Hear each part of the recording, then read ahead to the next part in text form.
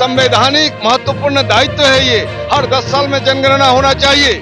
तो जनता को गुमराह अमित शाह की सरकार कर रही है और जातीय गणना करके जातियों की संख्या जो निकाली गई है, इस गणना का स्वागत करना चाहिए। वो दंगा फैलाने की साजिश कर रहे हैं। अगर हिम्मत है तो अभी तक जनगणना नहीं हुई है। जनगणना के साथ ही पूरे देश का जातीय गणना, जातीय सर्वेक्षण हो जाए, दूध का दूध, पानी का पानी हो जाए। कल आप लोग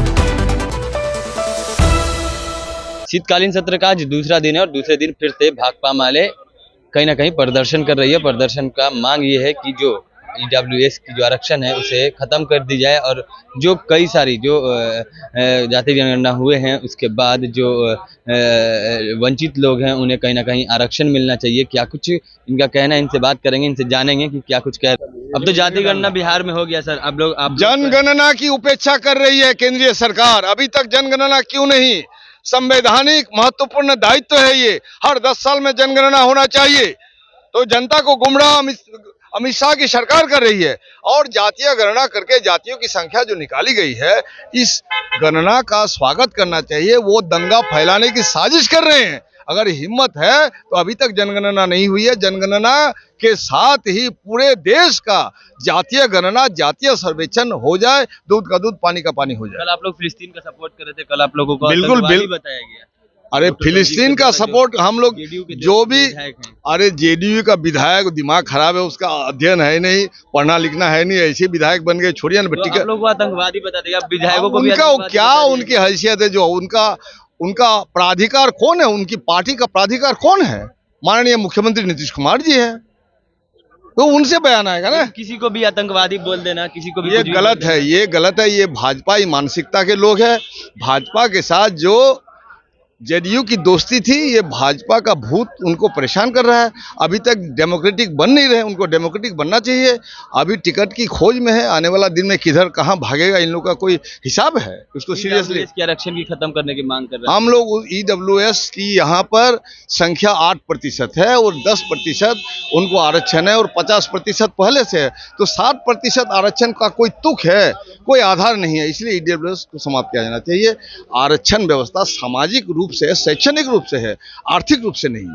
ठीक, तो आरक्षण आर्थिक रूप से नहीं है। और भी विधायक इनसे बात करेंगे, जानेंगे कि आप लोग अब ईडब्ल्यूएस की जो है उसको मांग। तो कैमरा में तो आपका उल्टा दिख रहा है, सब साफ आ रहा है। हम लोग मांग कर रहे हैं कि देश भर में जातीय जनगणना करवाया जाए और उसी हिसाब से नीतियां बने, क्योंकि भारी विषमता देश में दिख रही है और एक बड़ा तबका है जो कहीं नहीं है, विकास की परिभाषा से जो बाहर हैं।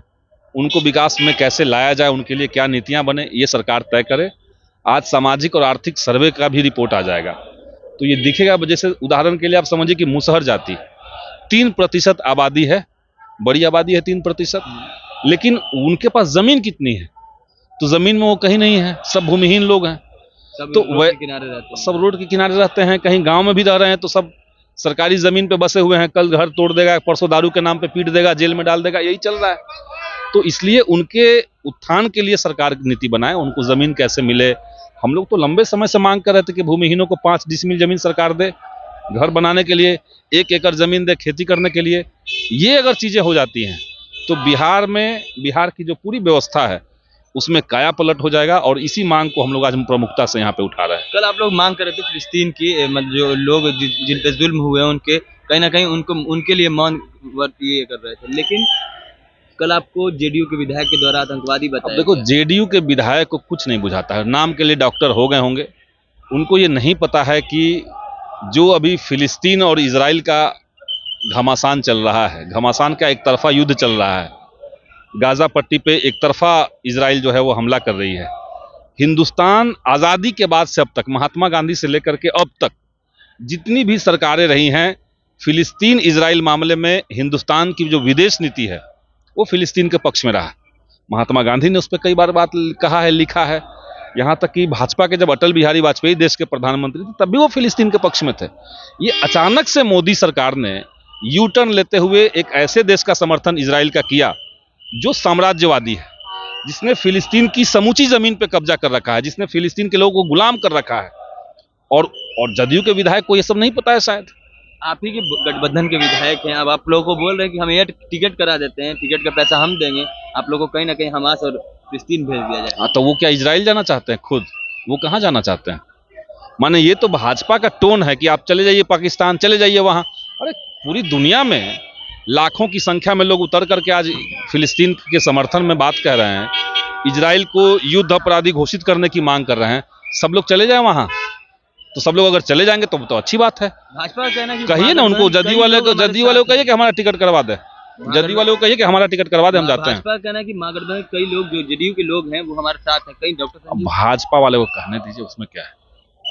ठीक, तो ये हमारे साथ जो CPI-ML के जो विधायक हैं, ये लोग, इनका साफ तौर पे कहना है कि जो डॉक्टर संजीव है उनके नाम के आगे डॉक्टर लग गया है, लेकिन वो डॉक्टर वाले काम नहीं कर रहे हैं। वो कहीं ना कहीं भाजपा वाले बात बोल रहे हैं, जैसे भाजपा बोलती है कि पाकिस्तान चले जाओ, वैसे ही वो हमें फिलिस्तीन भेज रहे हैं। क्या कुछ कह रहे थे ये CPI-ML के विधायक, आपने इस वीडियो में सुना, आपकी प्रतिक्रिया क्या है कमेंट बॉक्स में जरूर दें। ऐसी तमाम खबरों के लिए जुड़े रहे हमारे चैनल इनसाइड के साथ। तब तक के लिए धन्यवाद।